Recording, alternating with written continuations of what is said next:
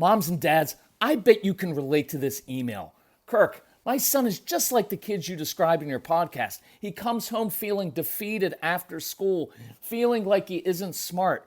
But I got him Crunch Labs and he loves it. Building the new toy and watching Mark Rober makes him feel smart. And then he explains, talking a million miles a minute, like our kids do, all the cool science facts he's learned. It's like I get my real kid back when he's building his Crunch Labs toy. And that is exactly why I was so psyched when my niece first told me how her son loves Crunch Lab.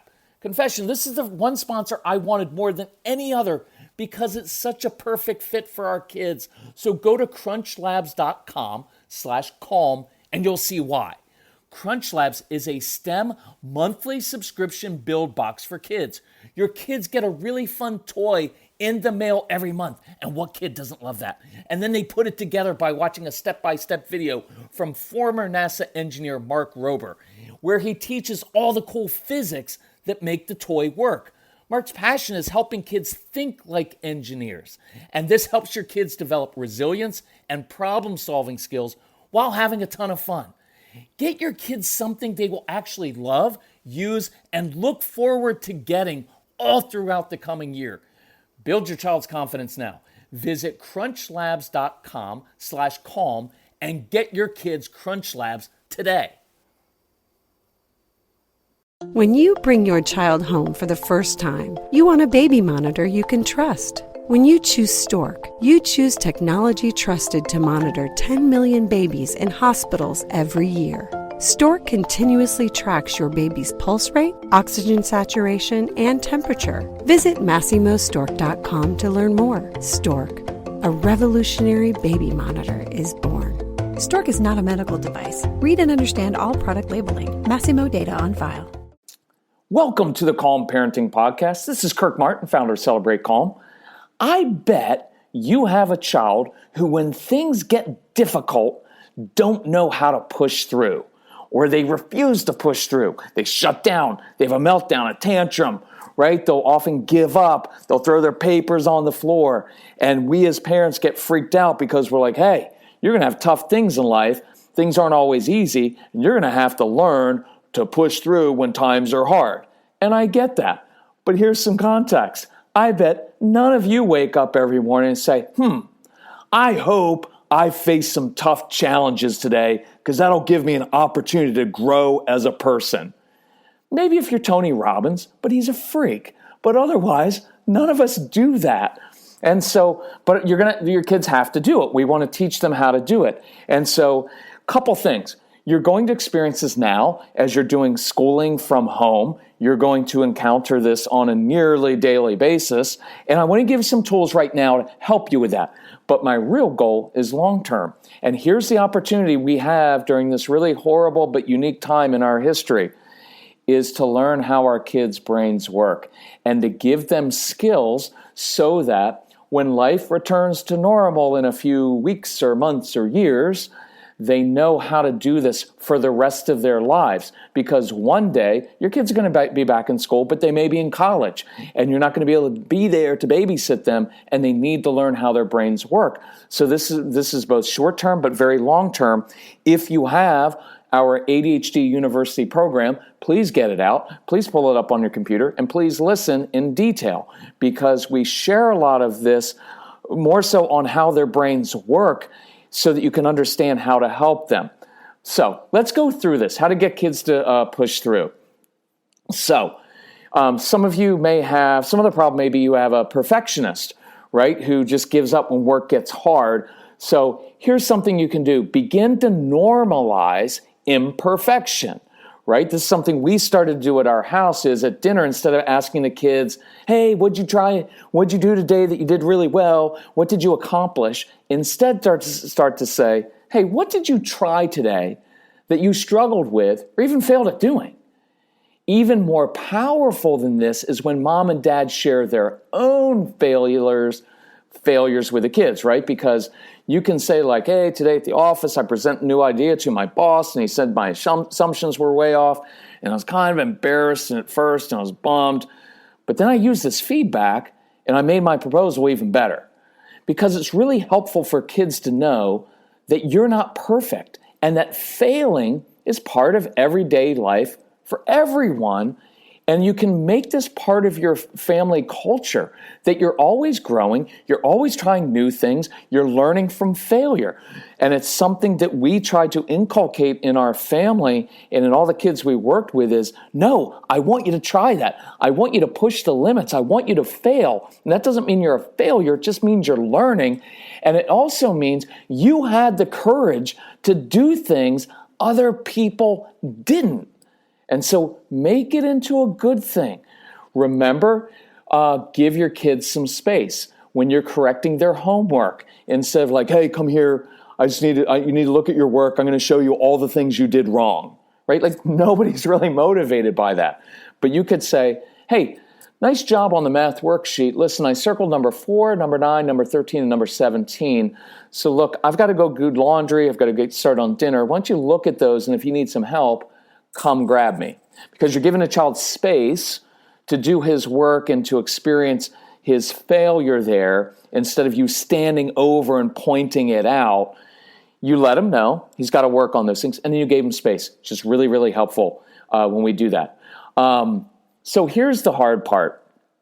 You're going to have to take a few steps to help your kids push through when things get hard. I want you to normalize it.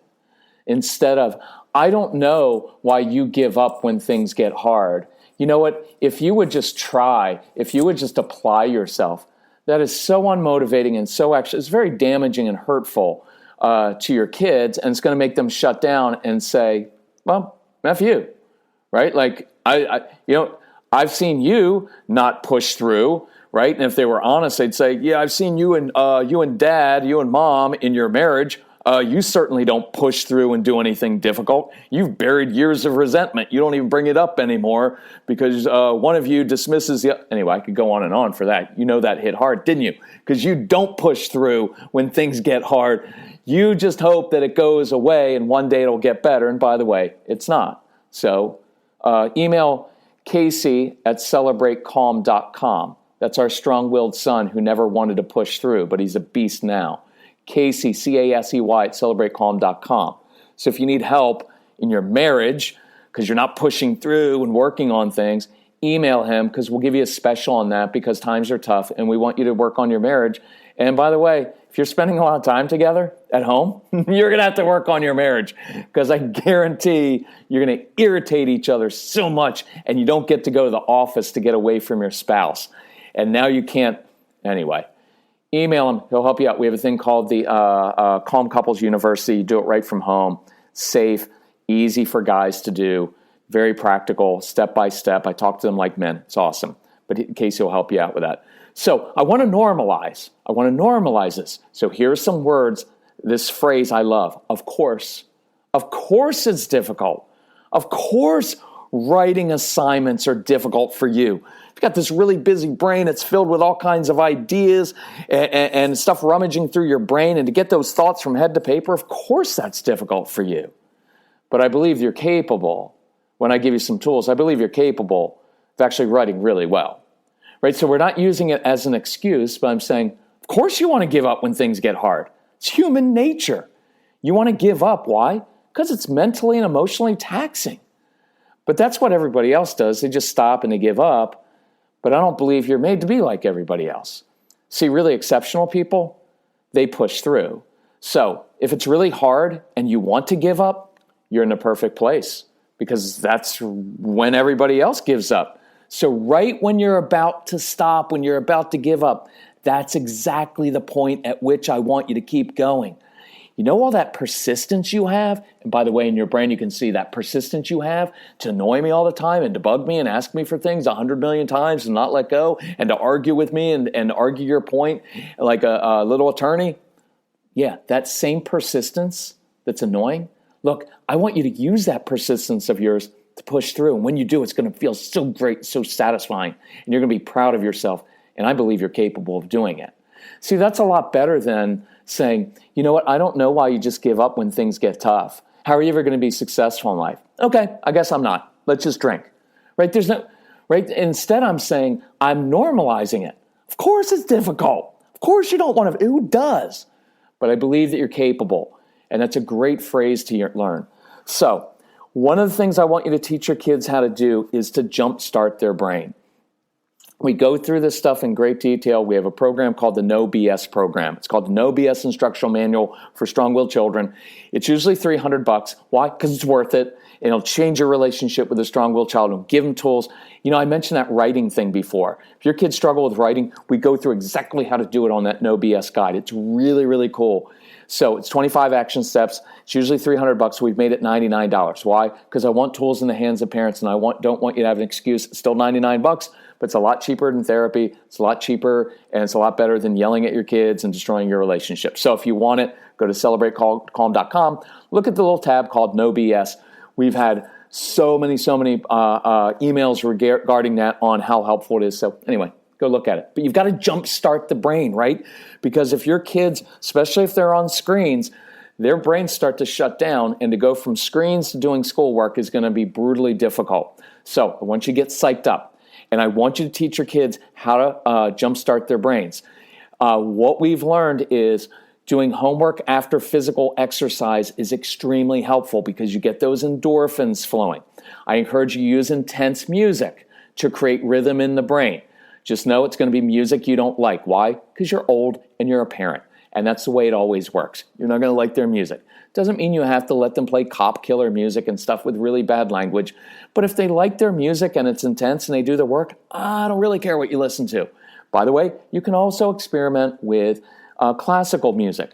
But some kids don't need classical music. It just sounds awesome. Oh, we're going to listen to classical music. It sounds awesome. And we do use that. But sometimes good, intense music that pumps your child up a little bit, really, really helpful. Many of your kids tend to work best in short bursts, followed by an immediate and small reward, then another short burst of intense energy. And here's a huge insight that nobody really tells anybody that's made like this. It's not about managing your time. It's about managing your energy. If you have a brain like this, you have to understand how your child's brain works, because some kids work better in spurts. Some kids work better late at night, especially after you go to bed because it's quiet then. Some work better in public. So you work intensely, then you give an immediate reward, then work intensely. Sometimes you have to change places in the house where you work. A lot of research on that. But know that managing your energy is huge. My son and I use this on a daily basis. We know when we work best. I'll give you an example. When is there, by the way, this is why many of your kids during the school year will wait until late at night after you go to bed to do their schoolwork, because it's when things quiet down and the world's slow. During the week when everybody else is at work, I'm usually doing non-work stuff. However, on the weekends, sometimes at nights, at different times, I can feel stuff. I'm very, very sensitive, and so I can feel this. So watch, Sunday afternoon at about 4 o'clock in the afternoon, there is no kind of quieter time any day of the week than kind of Sunday at 3 or 4, right? It doesn't have that, like compare that to Monday through Friday when times are normal. At 3, 4 o'clock in the afternoon, no way. The energy out on the roads is crazy. Moms, dads going to pick up their kids from school, getting off work, getting from one place to another, right? All that negative energy is around. I don't like it. I stay inside. But on Sunday afternoon, 3, 4 o'clock, I do a lot of work. I can get a lot of work, and many of your kids can hyper-focus. They struggle to focus on things they don't care about, but when they're motivated, they can hyper-focus. On a Sunday afternoon, I can get 2 to 3 days worth of work done in 2 or 3 hours. I am so locked in. I am so focused. There's something to that. So use this time off to observe your kids and notice, when do they work best? My son prioritizes all of his activities every day by how he's feeling, by his energy flow, by when he works out, when he's best at thinking. Certain days he knows he saves for just doing paperwork and filing and little monotonous work. But he needs to do really good thinking work. He has certain times when that works. So learn that. Teach it to your kids. Break projects into smaller chunks and make it easier to go through step by step. We want to create small successes, create small wins, right? Because some of these things are really, really difficult for your kids to do. And when they see it, whether a writing essay they've got to write, or maybe it's math, whatever subject, it's emotionally and mentally taxing. So acknowledge that, provide the exercise, music for a quick burst to get a success, celebrate it, take a short mental break, and then hop back on it, right? That's why, by the way, a lot of people use procrastination as a natural tool because it helps stimulate your brain. Because if you wait till the last moment, you get an adrenaline rush, which brings blood flow to your brain, helps you concentrate. So what we have to find if we don't want to procrastinate is, what's a greater reward than delaying the hard work? So if I do that hard work right now, what is the payoff that I get 20 minutes or 2 hours for now? Right? There's a principle called the banana principle, right? If you're at an office and you provide free bananas and free oranges in a corporate break room, the bananas get taken first every time. Why? Because they're easier to peel, right? Because Harvard research showed if you can make something even 22 seconds easier, people will be much more likely to try that activity. Let me give you a weird one. And this is the kind of insight we give on the No BS program because it's not your typical stuff, and it's stuff that can really help. I know this is weird, and some of you are, you have brains like my wife's that are a little bit more neurotypical, right? She can just work 9 to 5 every day, steady stream of work.